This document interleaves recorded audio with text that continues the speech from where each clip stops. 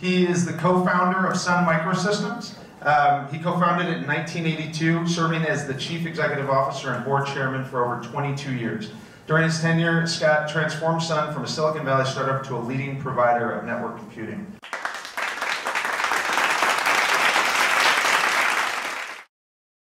Business school is the only school that we will do nothing during your 2 years that you will do when you get a job.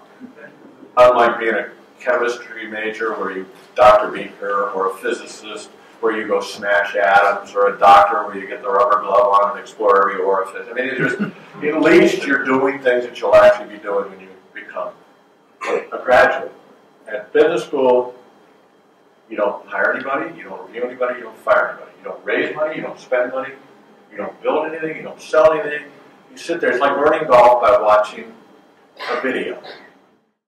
One thing that I would encourage all of you to do is build a quality culture inside your startup. And it's really hard to do if you've got all these other priorities. But the way to do that is put it first on the agenda of every meeting you have. Even if it's not on the topic, just say, by the way, does anybody know if we have an unhappy customer or user? And start with that conversation every time. That becomes, even if it's a marketing conversation or a facilities conversation, anytime you get a multiple set of group of folks, just say, by the way, anybody, that's the first line item. Because you know what? I noticed about 3 years into our company, we were having quality problems, and we'd have quality, but everybody wanted to put that one off because it was not a fun conversation.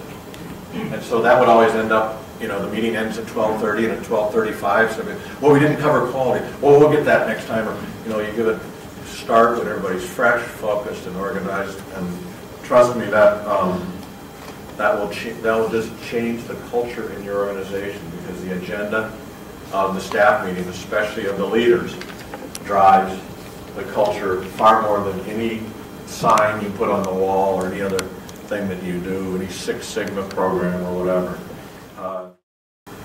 So whatever you're doing now, it's going to be different when you get down the road.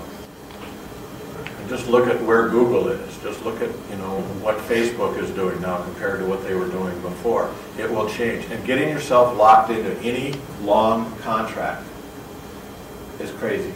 You just, unless you are brilliant and you absolutely know where the world's headed and you can out-speculate anybody else, you're not in the business of speculating. You're in the business of innovating. Give yourself as much flexibility as you can. And this place is a great opportunity to have that kind of flexibility from an office space and facilities and all the rest of the perspective. I'm a believer in capitalism. I believe capitalism drives more investment, creates more jobs, pays more taxes, trains more people, and creates more goods and services than any other activity you could possibly be involved in. What I've found, and I finally figured out, is I'm wrong. Because most of the other world has a whole bunch of psychic income stuff that is very, very important to them. And I finally got over it, and I said, all right, we'll do not just missions, strategies, tactics, and goals, and all the rest of it, but let's understand what the corporate cause is. And I noticed, and by the way, the cause we were on, I was also sincere about and absolutely convinced was a good and right thing to go do. But just expressing it, which I didn't think you had to do, because I thought the cause of being a capitalist and creating 235,000 jobs and billions of dollars of goods and services that really did wonderful things for lots of people. But we threw the cause out there basically the last 3 or 4 years that I was CEO, and it changed everybody's attitude. I think they worked harder and were more loyal. And our cause was eliminate the digital divide. We had a great little picture that we used of this little boy in Africa in the desert holding a clay cell phone up to his ear. And, you know, it was a very, very clear and powerful message that, you know, half the world at the time we had this cause had never made a phone call, much less a wireless phone call. Companies need to make decisions quickly, and even small companies need to make decisions quickly. And there's two different models. There's Steve Jobs, which is, I believe I'm smarter than everyone else, and I am smarter than everyone else. And you will do what I say, and I will scream at you if you don't. And by the way, I've met a lot of entrepreneurs, I've met a lot of inventors, I've met a lot of CEOs. He was far and away the most genius. He was more genius-ier than anybody I've met. I haven't met anybody else like him. I would not try to emulate that model. The other model is consensus. That's the Japanese innovation model, and it ain't working either. So I try to do something a little bit in between, and I call it participative, but not consensus. Because if you wait till you get consensus, then it's sort of like a non-controversial strategy. Everybody's figured it out. They're already bunkered in with razor wire, landmines, and mortars. And you're not going to get to that market opportunity. So what I try to do is create a very clear process at my staff meeting. And so you charter people out, and they have to make their decisions in their area. But if there was a cross-functional area, I picked somebody. All right, Andrew, you're in charge of that. I want you to make a recommendation to the staff on that decision. I want it done by staff meeting 2 weeks from now. I want you to go out and work it, come to me with a recommendation, and the staff with a recommendation. So Andrew would then have to go out and work it, and he was in charge of being very participative. He had to talk to everybody in my staff, what do you think we should do? He'd come up with a recommendation. He was required to share that recommendation with me before, just in case he got it wrong, because I am the CEO. But nobody would then be surprised in 2 weeks when he came in and announced his recommendation. And nobody would be blindsided in any way, shape, or form. But the decision got made, it was participative but not consensus, and it got done on time. That also gave, so then he'd make the recommendation at the staff meeting, and I'd say, all right, anybody got any big issues with this? And if there were, I'd say, all right, let me think about it till tomorrow. And then I would announce whether I agree or not with his recommendation in an email the next day. And then it would be his job to go out and communicate to the rest of the organization the decision we made. That extra day gave people who were too shy or had political reasons for not wanting to share that information in the staff meeting a chance to come see me in the next 24 hours. So I had a time frame for everything and a reason for everything and a way to go get it all done. Now, your board of directors matter.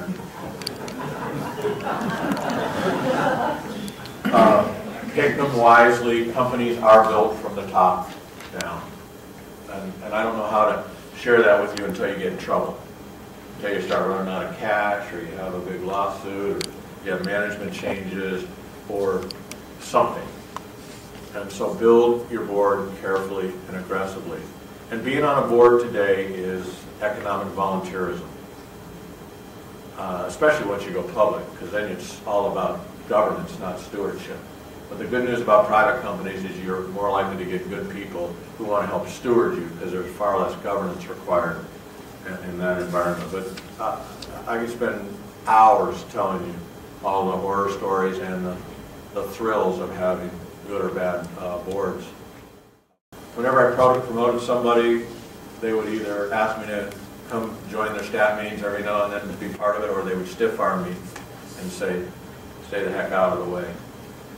Huge red flag if somebody reporting to you is not asking you on an occasional basis to come visit the staff meeting and critique them on how they run the staff meeting, critique them on how the interpersonal dynamics are working within the organization, or critique the actual decision making that's going on. You got a problem. You know, when I was younger, most of my executive staff were older and more experienced than I was, and I would tend to let them give me the Heisman. And then after a while, I decided everybody who gave me the Heisman ended up creating a rat's nest that I'd then have to go in and clean up later. So I spent my whole career trying to groom a replacement. I kept putting them into COO-like roles, and it wasn't until about 150 to 200 former Sun execs who went off to be CEOs at other places that I realized that wasn't the right model. And when I got on the board at GE with Jack Welch, who is easily Hall of Fame CEO, easily Hall of Fame CEO, maybe top 20 CEOs of all time, he went through the process to replace himself. He didn't take who he wanted as CEO and groom them. He basically put 3 guys out there in big operating jobs, and he had them kind of compete at the operating level as opposed to having picked one at the COO level. And there's a lot of interpersonal dynamics and all the rest of it, but if you do want to try and groom your replacement, don't have them take over at COO level. But the companies grow and change faster than Darwin. And humans are hardwired. There's almost nothing to do with nature or nurture. It's all nature. And people get very hardwired. And trying to coach and train, and Jack Welch said it, you can only identify leaders, you can't create them. You can buff up the edges and all the rest of it, but leaders are born. What I had was all of a sudden the company grew, or the mission changed, or the technology, or whatever, and I was slow. I wasn't slow to recognize that so-and-so wasn't getting it done. I was slow to act. The CEO, the leader, the founders have one decision ultimately, and that's what are we going to make versus what are we going to buy. And it's really the most important strategic decision. What is strategy? It's all about what are we going to make versus what are we going to buy. What are we going to subcontract? What are we going to pay somebody to do versus what are we going to create as our own internal IP or towering strength or internal expertise. We made two huge mistakes during the bubble, during the late 90s. One was we went out and bought a bunch of facilities. And when the bubble burst, we literally wrote off billions of dollars of office space. In fact, there was a skyscraper in San Francisco that never got built that we paid for because of the lease that we signed. This is where spot market absolutely matters. The other one was when we were growing, the COO, a former COO at the time, put our income statement up in front of his staff, and we were growing like crazy. We were adding 1,500 people per quarter at the time.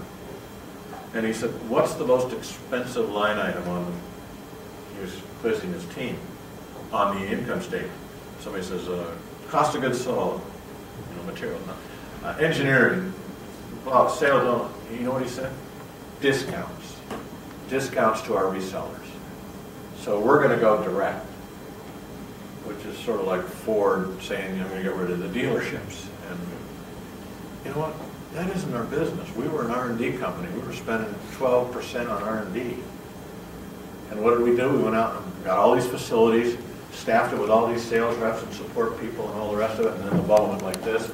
Huge layoffs, and layoffs are very expensive. But if you take money, you're going to have to eventually, but hold off on it as long as possible. It does change your company massively. And it goes from being fun to what I call, hopefully it's satisfying, but it puts you under an enormous amount of regulation. As soon as you go public, the government thinks they're in charge.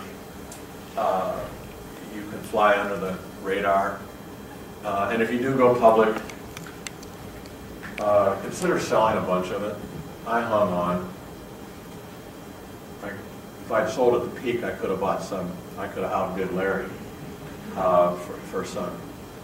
And that would have been, I think, a better answer than have bought and taken it private. And we'd probably be a very different company today.